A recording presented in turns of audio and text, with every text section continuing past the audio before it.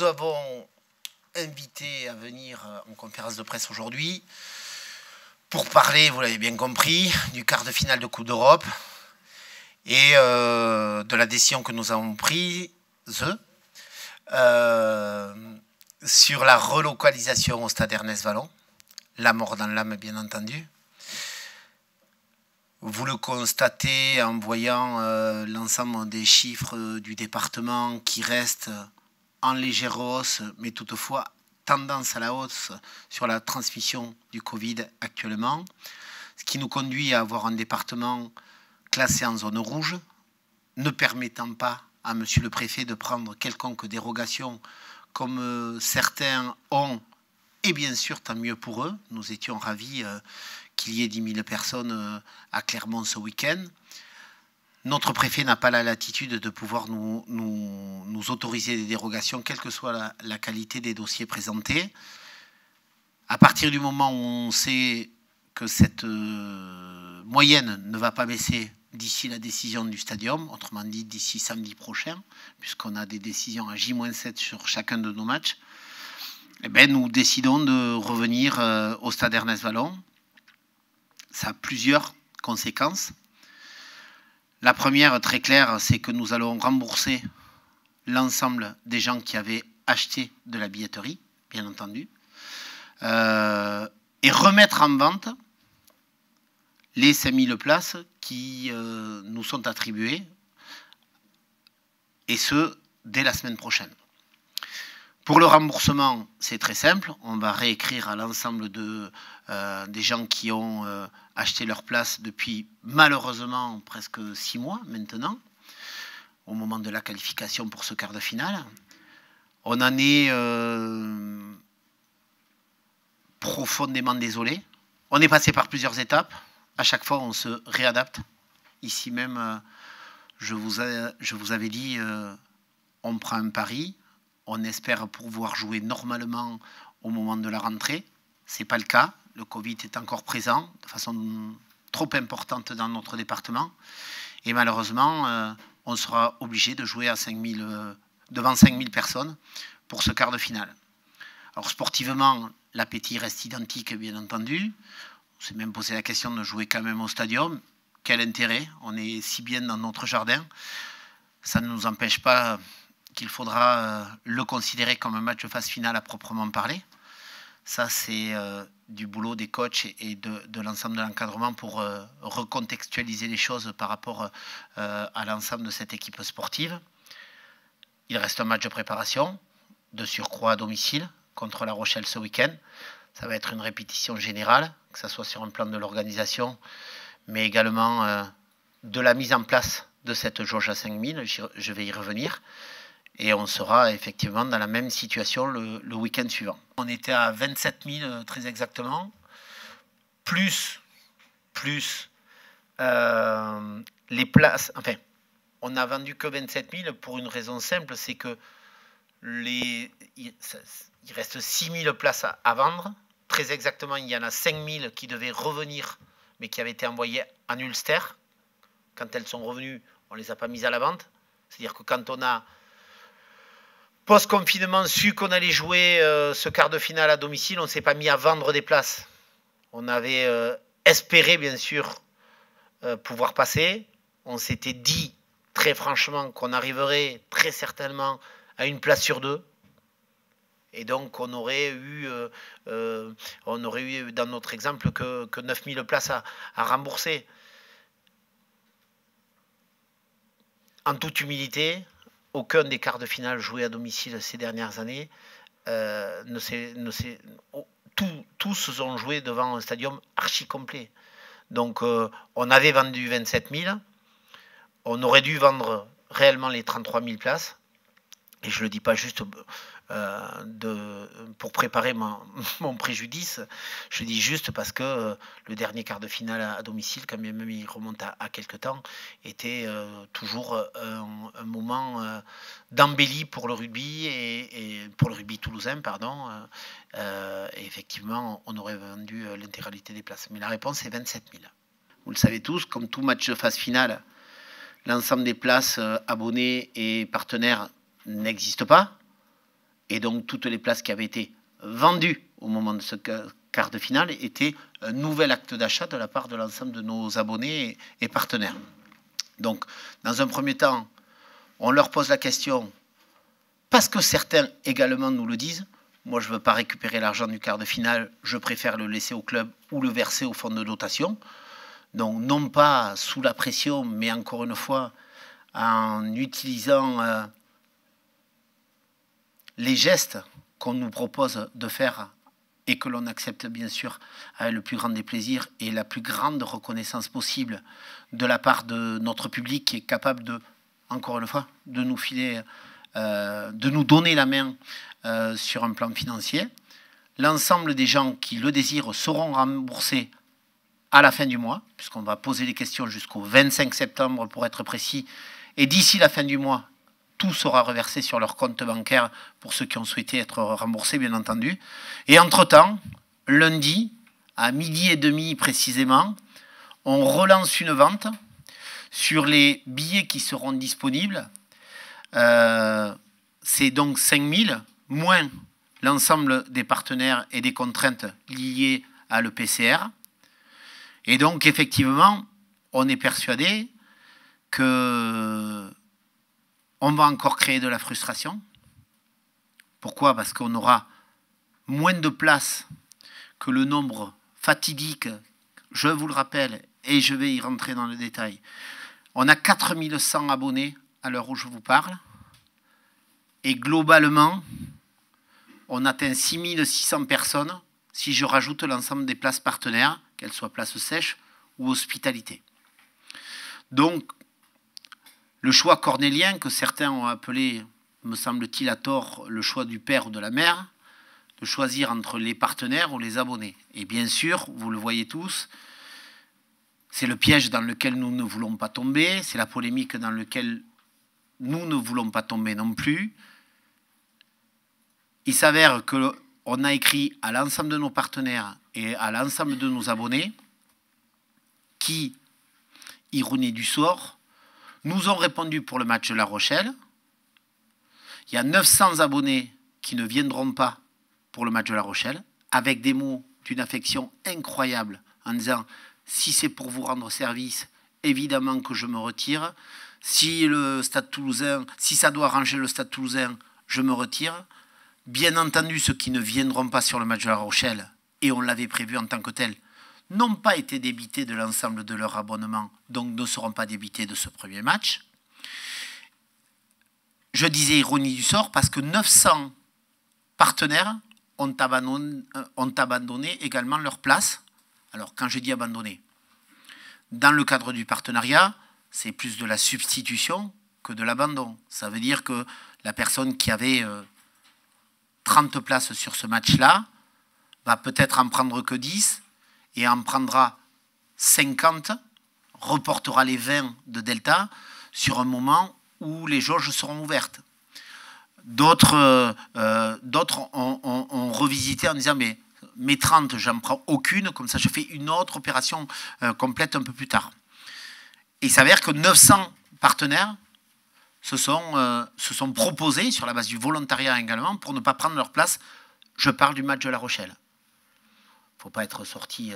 Vous faites 6600 moins 1800, on est à 4800 places, ce qui nous permet d'être en dessous de la jauge, grâce, encore une fois, à des gens qui sont bienveillants envers l'avenir du Stade Toulousain, bienveillants à l'égard de nos équipes, avec ce que l'on a utilisé, qui est la base du volontariat. Ce schéma ne se reproduit pas totalement à l'identique pour le match du quart de finale, puisqu'on réachète des places. Toutefois, on sait bien que si, numériquement, c'est 6600 places qui potentiellement peuvent réacheter leurs places, à partir de lundi 12h30, ben, vous avez fait le calcul, on ne rentre pas. Donc, ce sera à concurrence des places que nous avons, avec la volonté de mettre une date, une horaire surtout, entre midi et 2 pendant la pause déjeuner, pour permettre, y compris à ceux qui travaillent, de pouvoir être là sur le rush de 12h30 pour essayer d'avoir ce précieux sésame. Vous le voyez dans mes propos et dans mon ton, il y a un bout d'amertume parce qu'encore une fois, on n'est pas là pour ça. On est là pour remplir des stades. De temps en temps, c'est compliqué et c'est très toulousain. Tout le monde repousse le moment où il achète sa place. Et puis un jour, on apprend que c'est plein. Et là, systématiquement, tu as 3000 demandes de plus.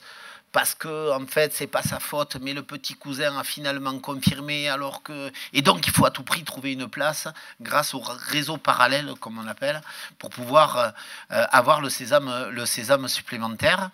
Là, on gère de la frustration.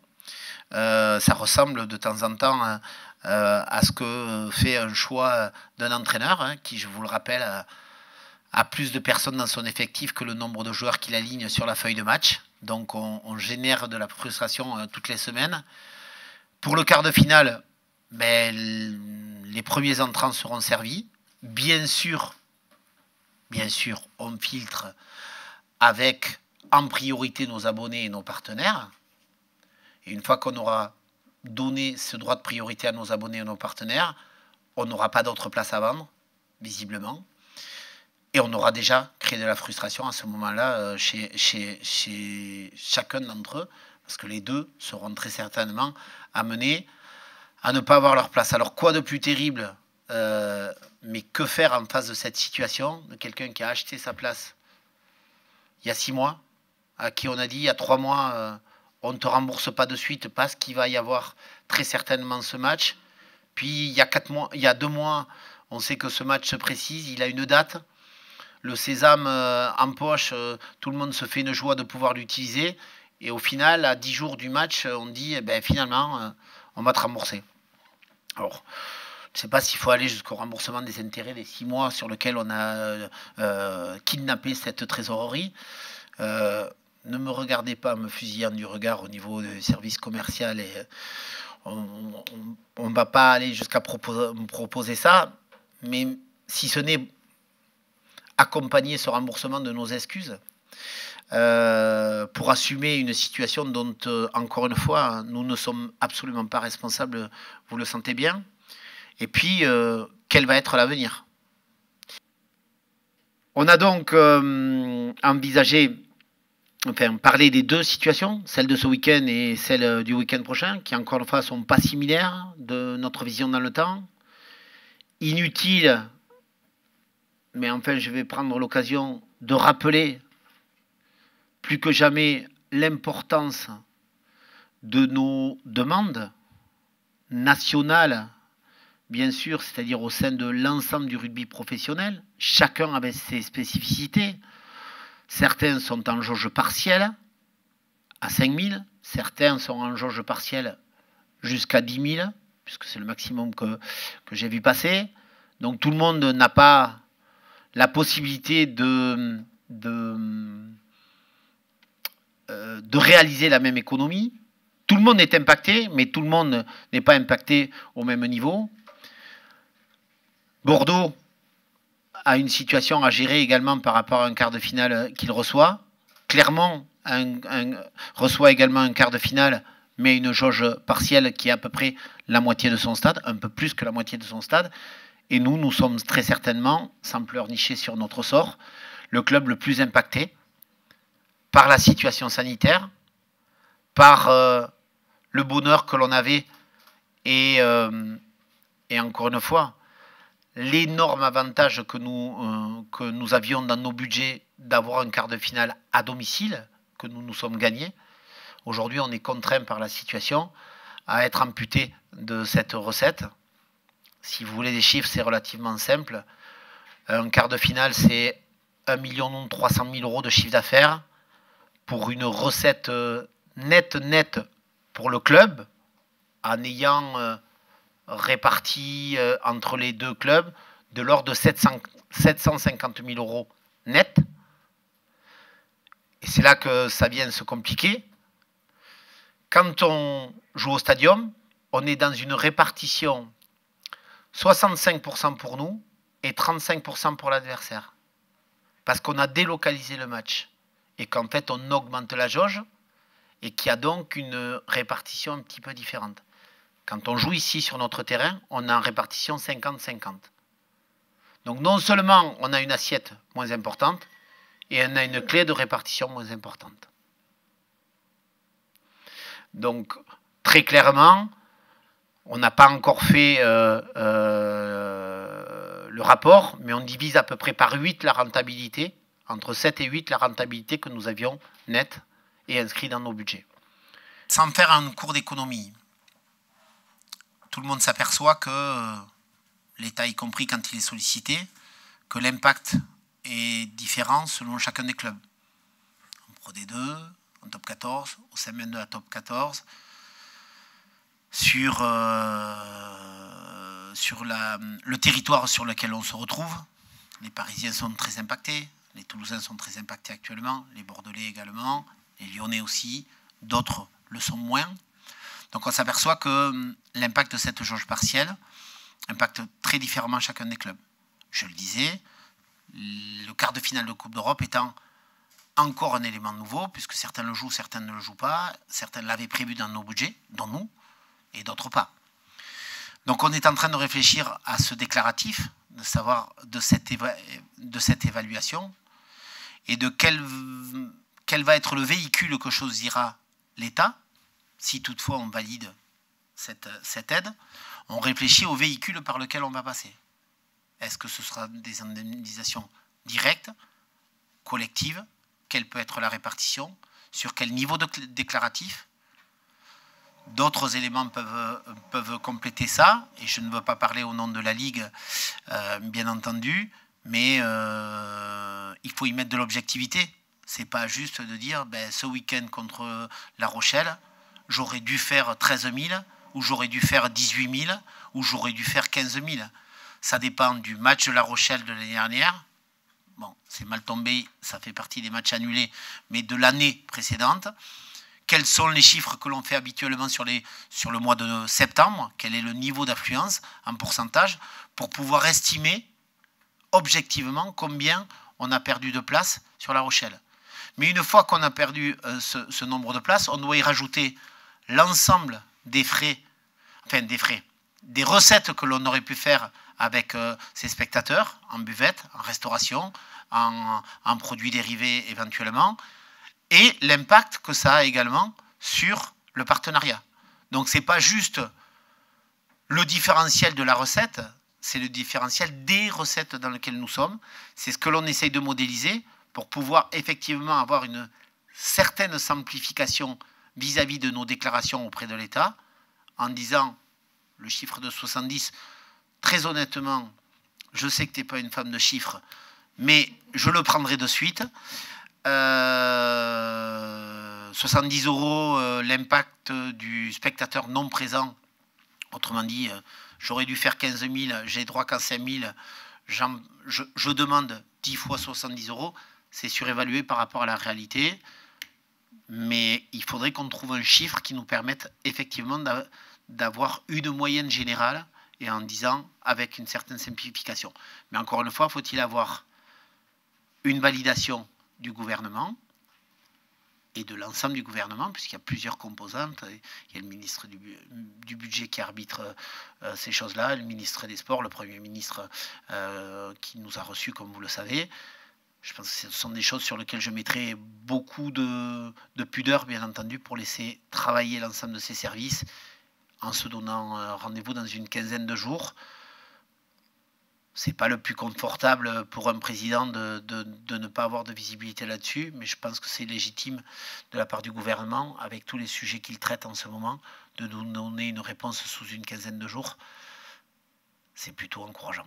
Nous allons travailler dans un schéma pour Toulon qui permettra d'accueillir tout le monde. Voire même qui sera prévu pour vendre des places. Et tout sera prêt pour vendre des places. Et par contre, dans un deuxième temps, on se réadapte pour repartir dans une contrainte ou dans une chose qui est plus contraignante. C'est un peu comme ça que, je vais dire mais j'ai habitué mes équipes de travailler. On vise de l'ambition, un jour, ça va s'arrêter.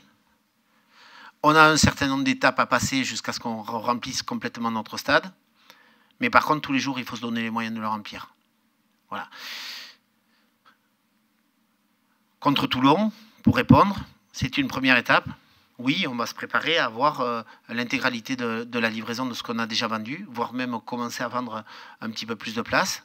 Être plus que sérieux dans les préconisations et dans la mise en place de l'organisation des matchs. Vous le voyez, nos amis clermontois avaient préparé ce match de la meilleure des façons. Visuellement, 10 000 paraissait un stade plein.